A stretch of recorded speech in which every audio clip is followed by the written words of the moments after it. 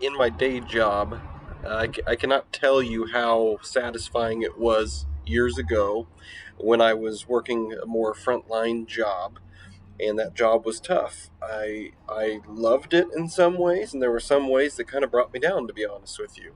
But I can't tell you how satisfying it was when I finally got to transition to that new role, and the problems and issues and weight of that old job was behind me, right? So I might get someone contacting me saying, "Hey, we have an issue over here. Oh, I forgot that you don't do this anymore. Your title has changed."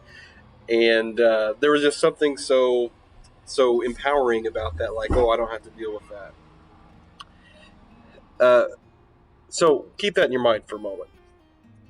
The other day, I was sitting here. I'm right now at a coffee shop, but I was sitting outside just like I am now, and someone walked by and they tripped a little bit and didn't fall on the ground. I didn't have to call the ambulance or anything like that. And I just thought, oh, interesting. They tripped, and it was just one of those things that happens to human beings. Now, what would you think if I said, oh, that person must walk that way?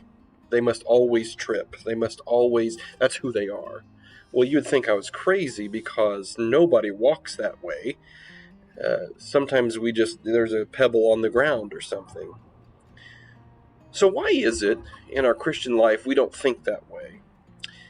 That we'll do everything that we can do to live a life according to Christ, a life of righteousness. And it's not about our works, but just hear me out here for a second. Our life is a reflection and response of gratitude to the living Christ. So, but there are some times where we trip over a pebble, so to speak, spiritually.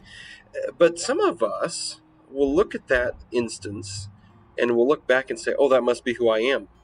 And they'll get frustrated because they're perfectionists. Are you a perfectionist? I can say that I am in some cases. In other cases, maybe I'm not, and maybe I should be.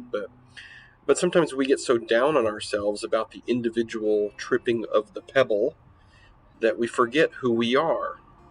Galatians chapter 2, verse 20 says this: I've been crucified with Christ, and I no longer live, but Christ lives in me. The life I now live in the body, I live by faith in the Son of God, who loved me and gave himself for me. Remember when I talked about at the very beginning about this positional change? You see, sometimes we forget who we are, and I alluded to this a few weeks ago in my devotional.